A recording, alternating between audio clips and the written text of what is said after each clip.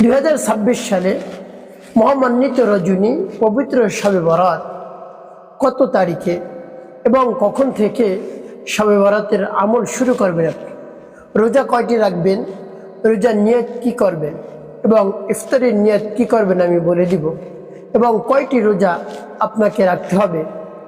তারপরে নামাজ কত রাকাত পড়বেন, কোন কোন সূরা দিয়ে নামাজ পড়বেন, নামাজের নিয়ত কি বিস্তারিতভাবে আমি বলে দিব, এবং 2 রাকাত পর পর আপনি কোন দোয়া পাঠ করবেন, এবং শবে বরাতে ইবাদত করলে রব্বুল আলামিন আপনাকে কি কি দান করবেন আমি আপনাদেরকে বলে দেব, এবং আরও বলে দেব এই পবিত্র মহামান্বিত শবে বরাতে কোন কোন কাজ থেকে বিরত থাকতে হবে প্রিয় ভাই বোনেরা।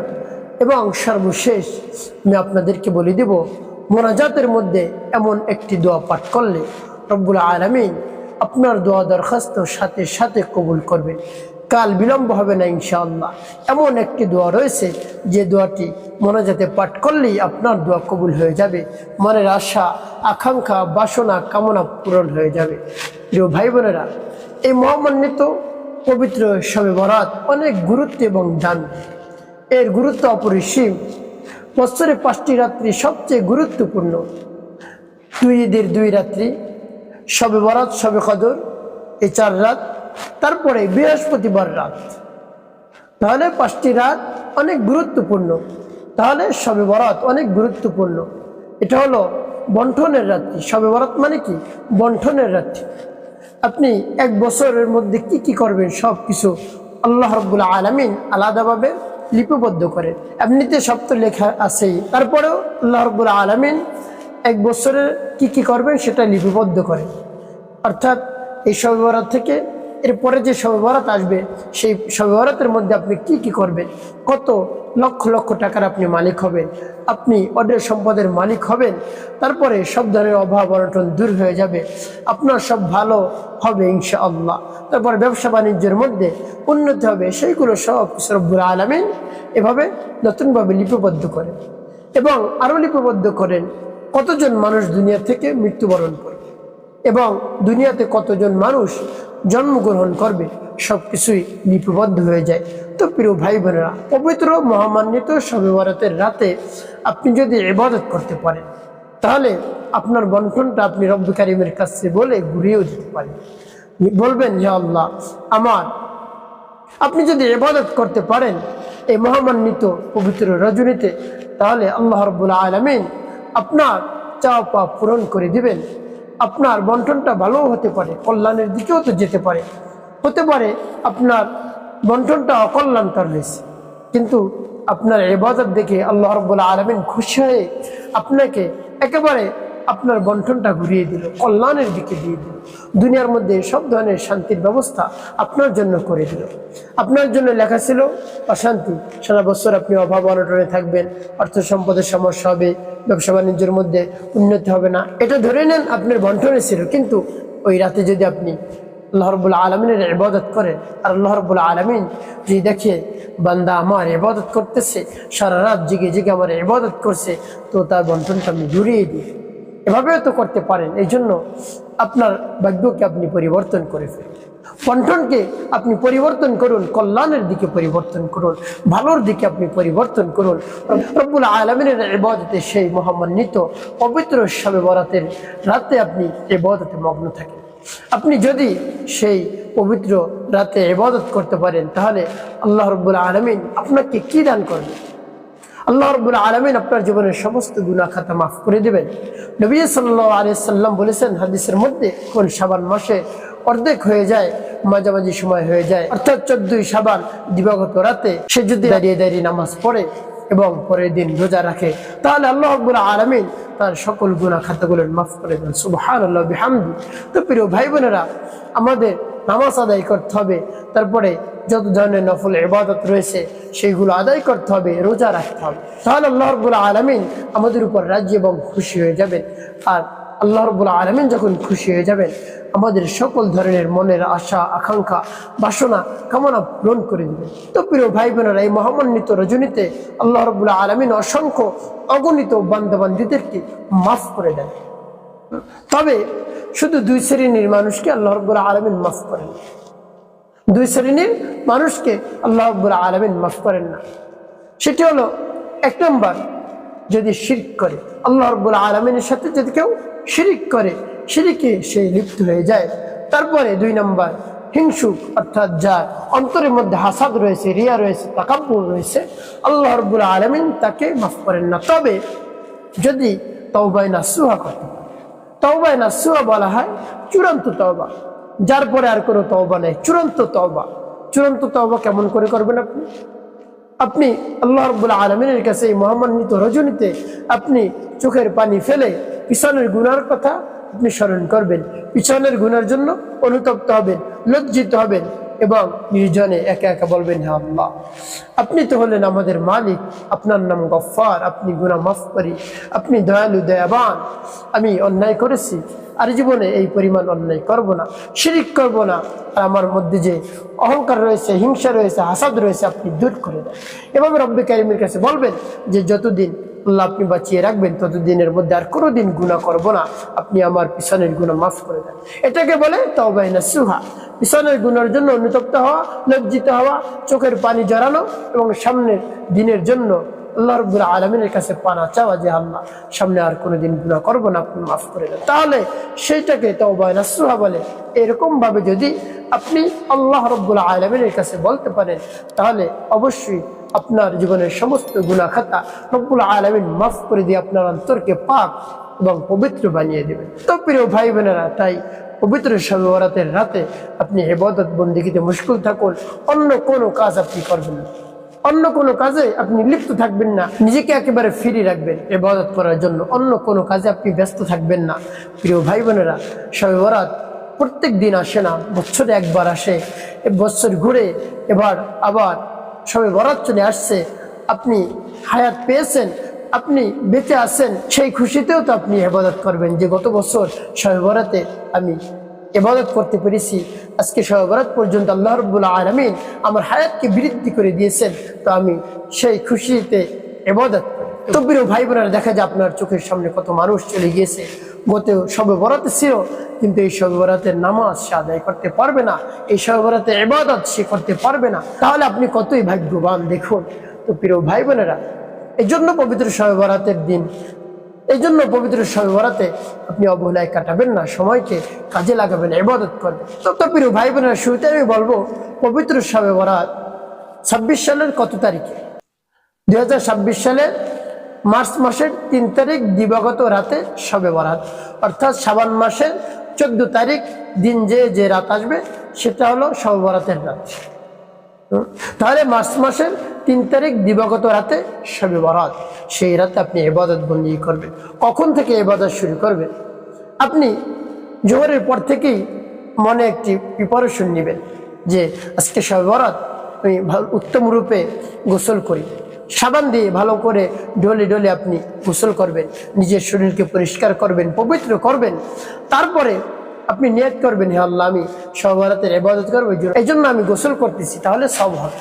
প্রিয় ভাই বোনেরা, আপনাকে আর বিকেলে বা রাতে গোসল করতে হবে না, আপনি সেই দুপুরে যে সময় গোসল করবেন নিয়ত করে করবেন, তাতেই হয়ে যাবে ইনশাআল্লাহ।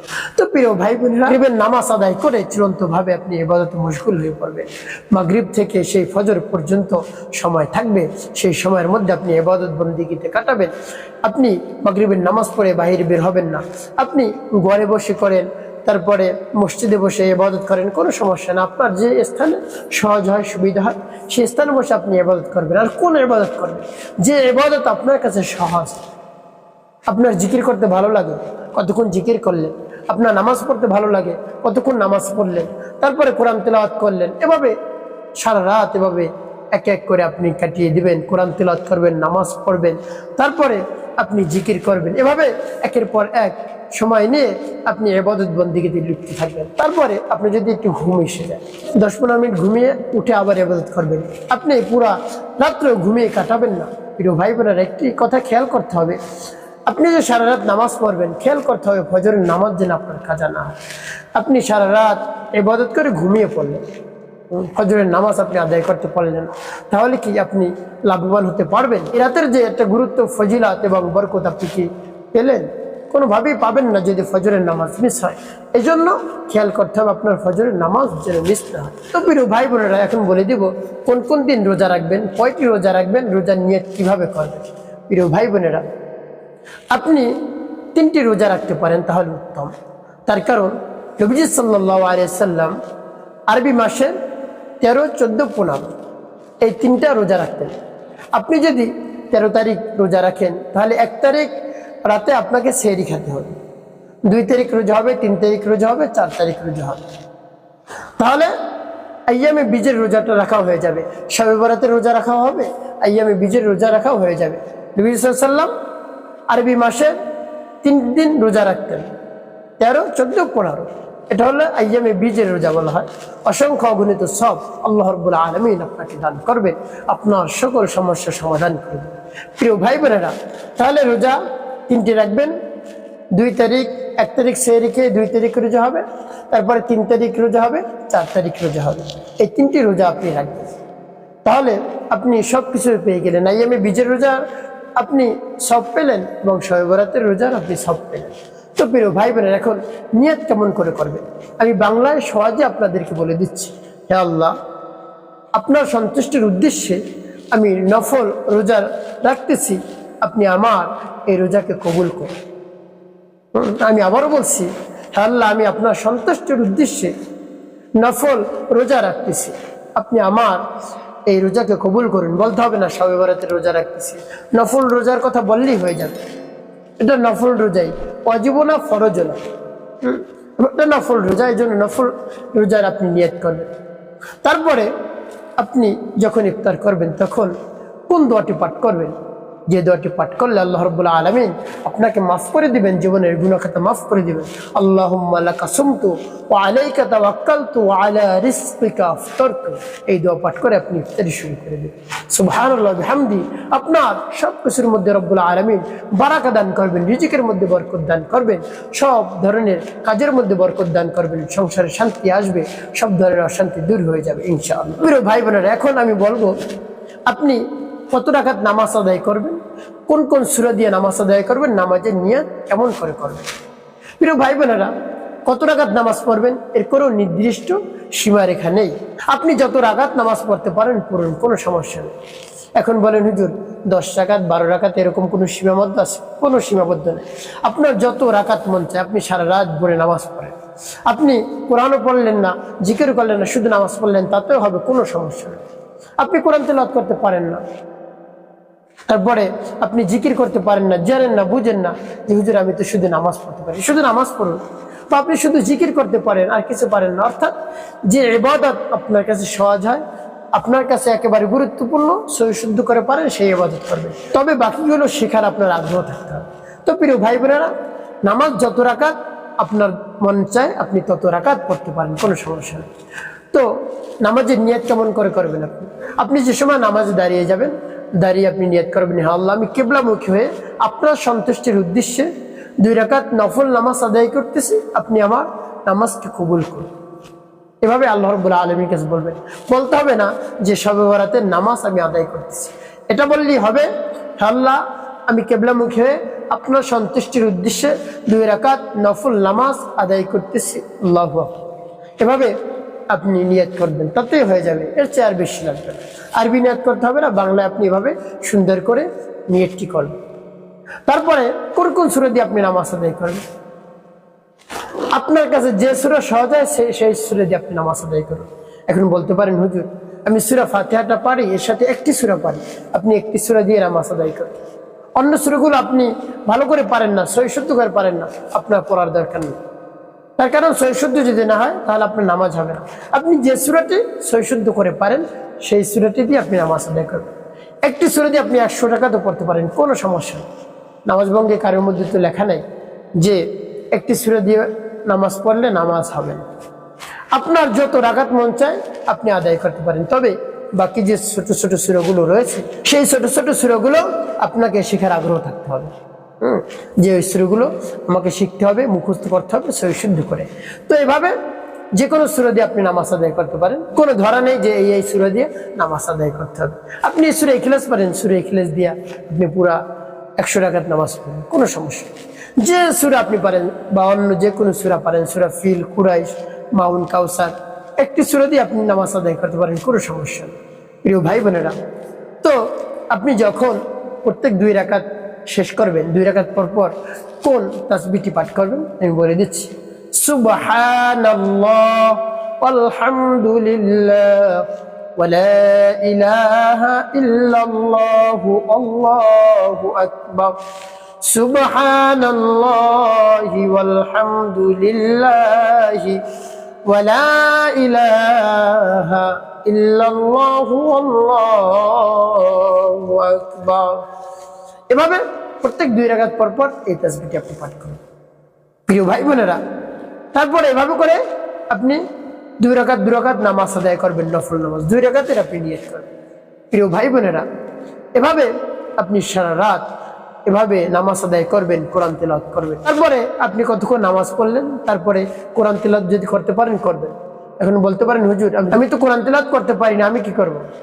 আপনার কাছে যে সূরা সহজ হয় সেই সূরা আপনি পড়তে থাকুন, মুখস্থ পড়তে থাকুন এবং কোরআন নিয়ে আল্লাহ রাব্বুল আলামিনের কাছে দোয়া করবেন, আল্লাহ আমাকে কোরআন পড়ার সুযোগ করে দিন, সহিষ্ণু করে যেন আমি কোরআন পড়তে পারি, সেই শক্তি আমাকে দান করুন, সেই তৌফিক আমাকে দান করুন। আপনি আমার এই দোয়া দরখাস্ত কবুল আর মঞ্জুর করে নিন, আমি যেন সহিষ্ণু করে কোরআন পড়তে পারি।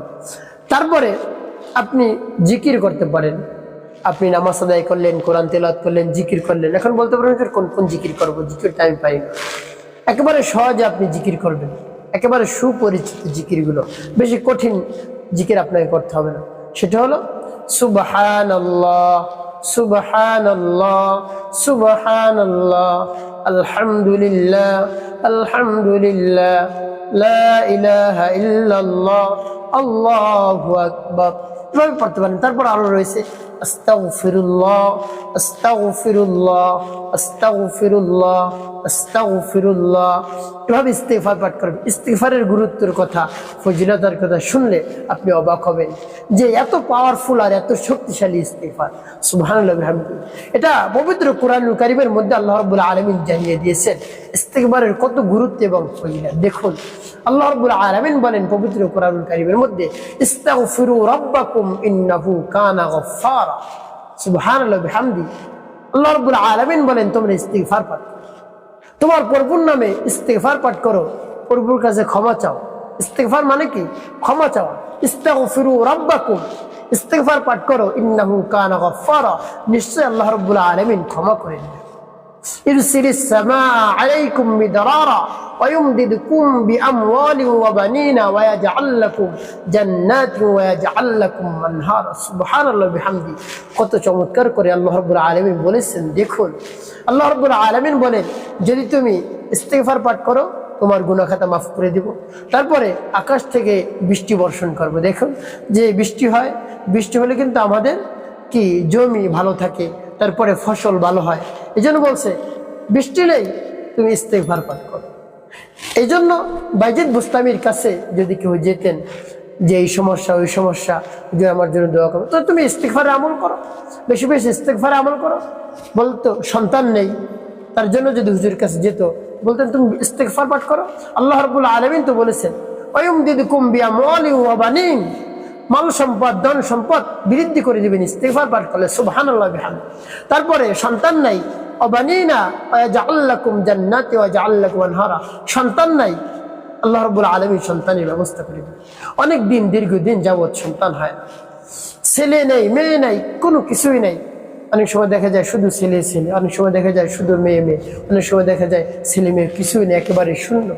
তো ইস্তিগফার পাঠ করুন, ইস্তিগফারে আমল করুন, এত পাওয়ারফুল। তারপর আল্লাহ রাব্বুল আলামিন আপনাকে জান্নাত দান করবে। তো প্রিয় ভাই বোনেরা বেশি বেশি ইস্তিগফার পাঠ করুন। ইস্তিগফারের সাথে যদি আপনি লেগে থাকতে পারেন আল্লাহ রাব্বুল আলামিন আপনার রিজিকের ব্যবস্থা কোত্থেকে হবে আপনি নিজে কল্পনাও করতে পারবেন। এই জন্য বেশি বেশি ইস্তিগফার পাঠ করুন। আস্তাগফিরুল্লাহ আস্তাগফিরুল্লাহ, এতটুকু বললে হবে। আস্তাগফিরুল্লাহ আস্তাগফিরুল্লাহ আস্তাগফিরুল্লাহ আস্তাগফিরুল্লাহ। এই মহামান্বিত রজনী পবিত্র শবে বরাতে আপনি যত পারেন আপনি হাজার হাজার বার আপনি ইস্তিগফার পাঠ করুন, বা এই শবে বরাতের বাহিরেও অর্থাৎ অন্য দিনগুলোতেও আপনি ইস্তিগফার পাঠ করতে পারেন। তারপরে আপনি দুরূদ শরীফে আমল করবেন। সাল্লাল্লাহু আলাইহি ওয়াসাল্লাম, সাল্লাল্লাহু আলাইহি ওয়াসাল্লাম, একেবারে ছোট দুরূদ, সাল্লাল্লাহু আলাইহি ওয়াসাল্লাম, সাল্লাল্লাহু আলাইহি ওয়াসাল্লাম। দেখুন, দুরূদ শরীফ আপনি যদি পাঠ করেন তাহলে কি হবে? আপনার উপর 10টি রহমত নাজিল হবে, 10টি গুনাহ মাফ করে দেওয়া হবে, 10টি নেকি যোগ করে দেওয়া হবে। আর আল্লাহ রাব্বুল আলামিন আপনার জন্য অসংখ্য অগণিত সওয়াব দান করবেন, পুরস্কারের ব্যবস্থা রেখেছেন। যদি কেউ এভাবে দুরূদ শরীফ পাঠ করে তার জন্য ফেরেশতা নিযুক্ত করা রয়েছে, তার নাম ঠিকানা সহ নবীজি সাল্লাল্লাহু আলাইহি ওয়াসাল্লামের রওজায় পৌঁছিয়ে দেয়, আর নবীজি সাল্লাল্লাহু আলাইহি ওয়াসাল্লাম তার জন্য দোয়া করে। সুবহানাল্লাহ। দেখুন, আপনার আমার জন্য যদি নবীজি দোয়া করেন, স্বয়ং নবীজি, তাহলে আর কিছু লাগে? উভয় জাহানের কল্যাণের জন্য দোয়া করবেন নবীজি সাল্লাল্লাহু আলাইহি ওয়াসাল্লাম আপনি যদি দুরূদ শরীফ পাঠ করতে পারেন। আল্লাহ রাব্বুল আলামিন পবিত্র কোরআনুল কারীমের মধ্যে দুরূদ শরীফের কথা কেমন করে বলে দিয়েছেন দেখুন। আল্লাহ রাব্বুল আলামিন বলেন, ইন্নাল্লাহা ওয়া মালাইকাতাহু ইউসাল্লুনা আলান নবী ইয়া আইয়ুহাল্লাযীনা আমানু সাল্লু আলাইহি ওয়া সাল্লিমু তাসলিমা। আল্লাহ রাব্বুল আলামিন বলেন, নিশ্চয়ই আমি এবং আমার ফেরেশতাগণ নবীজি সাল্লাল্লাহু আলাইহি ওয়াসাল্লামের শানে দুরূদ পাঠ করি, তোমরাও পাঠ করো, যারা মুমিন রয়েছো তারা দুরূদ পাঠ করো নবীর শানে। তো দেখুন, আমরা নামাজ আদায় করি, আল্লাহ রাব্বুল আলামিন নামাজ আদায় করেন না। আমরা রোজা রাখি, আল্লাহ রাব্বুল আলামিন রোজা রাখেন না। অর্থাৎ যত ইবাদত রয়েছে, কোন ইবাদতের সাথে আল্লাহ রাব্বুল আলামিন কিন্তু শামিল না। কিন্তু আল্লাহ রাব্বুল আলামিন বলেন, আমি নবী সাল্লাল্লাহু আলাইহি ওয়াসাল্লামের শানে দুরূদ পড়ি, তোমরাও দুরূদ পাঠ করো। তো দেখুন কত পাওয়ারফুল এবং শক্তিশালী। এই জন্য দুরূদ শরীফ পাঠ করবেন, দুশ্চিন্তা, পেরেশানি, হতাশা সব দূর হয়ে যাবে। আপনি অভাব অনটনে রয়েছেন, অভাব অনটন দূর হয়ে যাবে। যত ধরনের কঠিন বিপদ আপনার থাকুক, দুরূদ শরীফের আপনি আমল করুন একেবারে মন ভরে এবং মনে বিশ্বাস নিয়ে, পর মনকে স্থির করে আপনি দুরূদ শরীফের আমলটি করুন। দেখবেন আপনার সকল সমস্যা আল্লাহ রাব্বুল আলামিন সমাধান করে দিয়েছে। প্রিয় ভাই বোনেরা, এভাবে আপনি রাতে জিকির করতে পারেন, ইস্তেগফার পাঠ করতে পারেন, দুরূদ শরীফের আমল করতে পারেন, এভাবে রাত ভরে আপনি ইবাদত করবেন। তো প্রিয় ভাই বোনেরা, সর্বশেষ যখন আপনি মোনাজাত করবেন, মোনাজাতের সময় একটি দোয়া আপনি পাঠ করবেন, যে দোয়াটি পাঠ করলে রব্বুল আলামিন আপনার সকল ধরনের চাওয়া পাওয়া পূরণ করে দিবেন। প্রিয় ভাই বোনেরা, মোনাজাতের শুরুতেই রব্বুল আলামিনের কাছে বলবেন, হে আল্লাহ আমাকে মাফ করে দিন, সকলকে মাফ করে দিন, জিন্দা মুর্দা সকলকে মাফ করে দিন। হে আল্লাহ, যত মুমিন মুমিনাত মুসলিমিন মুসলিমাত রয়েছে সকলকে মাফ করে দিন। হে আল্লাহ, হে আল্লাহ আমার যত নিকটাত্মীয় রয়েছে নিকটাত্মীয়দেরকে মাফ করে দিন। হে আল্লাহ, হে আল্লাহ, বাবা আদম আলাইহিস সালাম থেকে আজ পর্যন্ত যত মুমিন মুমিনাত মুসলিমিন মুসলিমাত রয়েছে সকলকে মাফ করে দিন। তারপরে আল্লাহ রাব্বুল আলামিনের প্রশংসা করবেন, হে আল্লাহ আপনি তো হলেন আমাদের খালিক, আমাদের মালিক, আমাদের হায়াত দাতা, জীবনদাতা, রিজিক দাতা, সবকিছুই আপনি দিয়ে থাকেন। আপনার কুদরতি হাতের কবজায় সবকিছু রয়েছে, আপনার শক্তির বাহিরে কিছু নেই। আপনি আমার মনের আশা আকাঙ্ক্ষা পূরণ করে দিন। আল্লাহ, আজকে তো পবিত্র শবে বরাতের রাত্রি, বন্টনের রাত্রি, সেই বন্টনের রাত্রিতে আমার ভাগ্যকে আপনি পরিবর্তন করে দিন, কল্যাণের দিকে পরিবর্তন করুন। হে আল্লাহ, আমার ব্যবসা বাণিজ্যের মধ্যে উন্নতি দান করুন। কঠিন বিপদে আছি, বিপদ থেকে উদ্ধার করুন। হে আল্লাহ, কঠিন রোগে আমি আক্রান্ত হয়ে পড়েছি, ঋণগ্রস্ত হয়ে পড়েছি, সব কিছু সহজ করে দিন, সব সমস্যা আপনি সমাধান করে দিন। এভাবে রব্বি কারীমের কাছে মন করে প্রাণ ভরে আপনি বলবেন, দেখবেন আপনার সকল সমস্যা সমাধান হয়ে গেছে। আপনি একটি দোয়া পাঠ করবেন, সেই দোয়াটি হলো, রব্বানা আতিনা ফিদ দুনিয়া হাসানাতাও ওয়া ফিল আখিরাতি হাসানাতাও ওয়া কিনা আযাবান নার। রব্বানা আতিনা ফিদ দুনিয়া হাসানাতাও ওয়া ফিল আখিরাতি হাসানাতাও ওয়া কিনা আযাবান নার।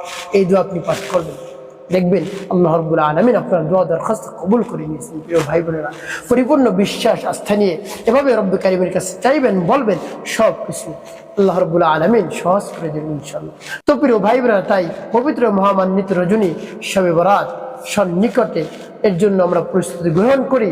অবশ্যই আমরা এই রাতে ইবাদত করব, বেশি বেশি জিকির করব, নামাজ আদায় করব, রোজা রাখবো। রব্বুল আলামিন আমাদের সকলকে সেই ইবাদতে শামিল হওয়ার তৌফিক দান করুন।